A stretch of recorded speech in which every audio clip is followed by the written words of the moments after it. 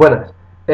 Con este vídeo comienza una nueva serie de explicaciones filosóficas dedicadas a la historia de la filosofía y pensadas fundamentalmente para alumnos de segundo de bachillerato en España o alumnos de último curso de la educación secundaria y para la preparación para el examen de selectividad.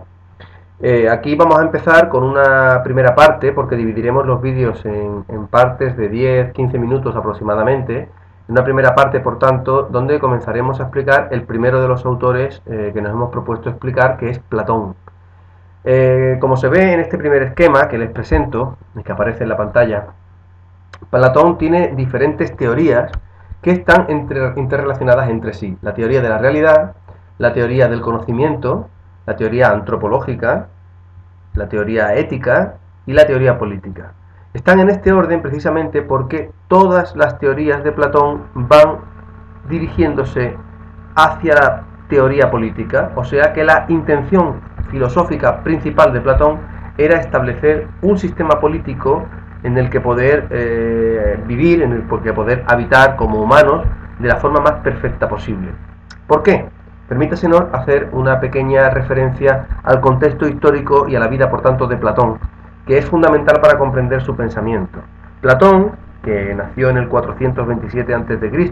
hasta el 347, y por tanto que fue un autor plenamente, digamos, la madurez, su floruit, acaeció en el siglo IV a.C., vivió la época de la guerra del Peloponeso entre Esparta y Atenas, y en la cual Esparta ganó a Atenas e impuso su sistema oligárquico de gobierno en todas las polis dominadas de la zona.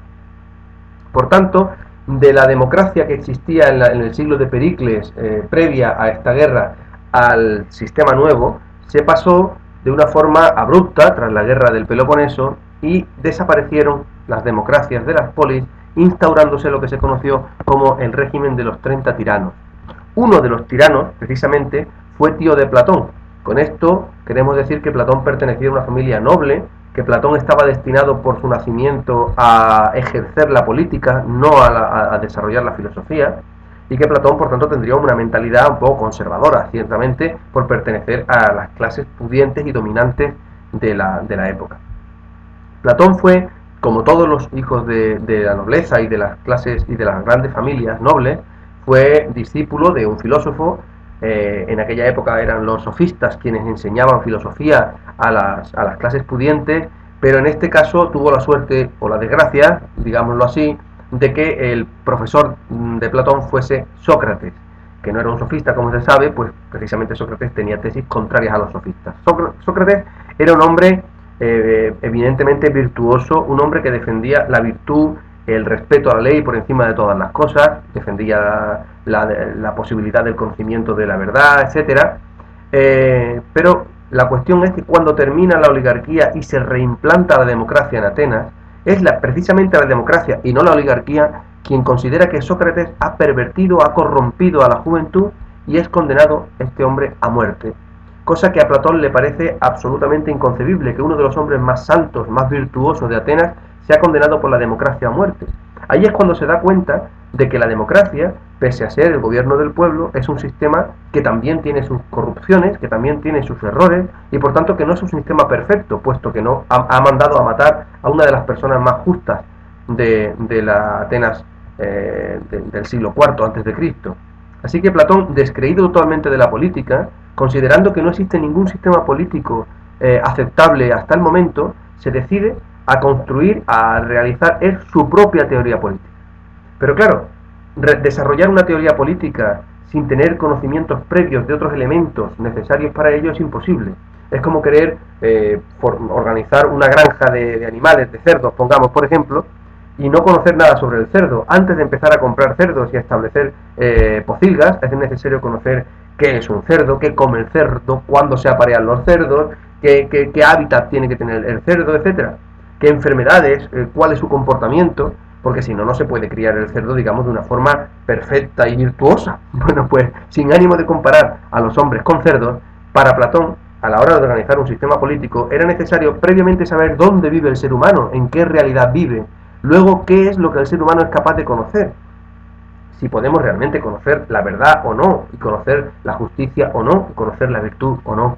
Después saber qué es un ser humano y por tanto cómo el ser humano, en qué partes está dividido, para poder después saber qué partes tiene que desarrollar en un sistema bueno político, qué es lo justo o lo injusto para el ser humano según la teoría ética. Y una vez conocidas todas estas teorías, estaríamos en disposición de establecer cuál es el sistema político justo en el que este ser humano que vive en esta realidad y de estas características puede desarrollarse plenamente. Por tanto, pasaremos en los 5 minutos que nos quedan a explicar la teoría de la realidad exclusivamente y luego iremos progresivamente ampliando hasta llegar a la teoría de la política platónica. Para Platón, y he aquí la base y lo fundamental de su teoría, el mundo, o la realidad mejor dicho, está dividida en dos mundos. Uno se denominaría el mundo inteligible y otro el mundo sensible. Marquemos el mundo inteligible. Es el mundo que se puede conocer exclusivamente con la razón. Es un mundo que no se puede ver, ni tocar, ni oler, no se puede percibir por los sentidos. El mundo sensible es el mundo que nos rodea cotidianamente. Es el mundo que vemos y percibimos cada día.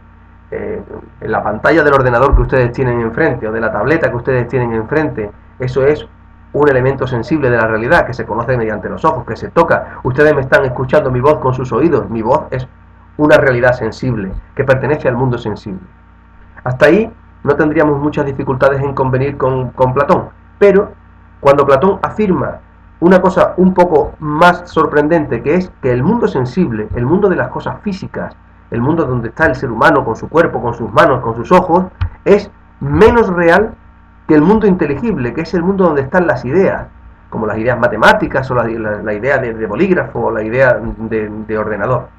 Que ese mundo, el mundo de las ideas, es más real.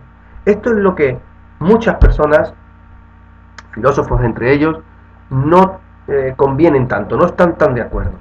Platón consideraba que el mundo que nos rodea también está dividido en varias partes. Tendríamos, por un lado, el mundo, perdonen un segundo, tendríamos por un lado las sombras, los reflejos o las imágenes, que es la parte más, que está a la base del mundo sensible. Vean, nótese que cuanto más en la base del mundo estén situadas las cosas, son menos reales. Conforme vayamos subiendo o ascendiendo en la escala de la realidad, las cosas son más reales. Por tanto, las sombras, los reflejos y las imágenes son menos reales que una cosa física.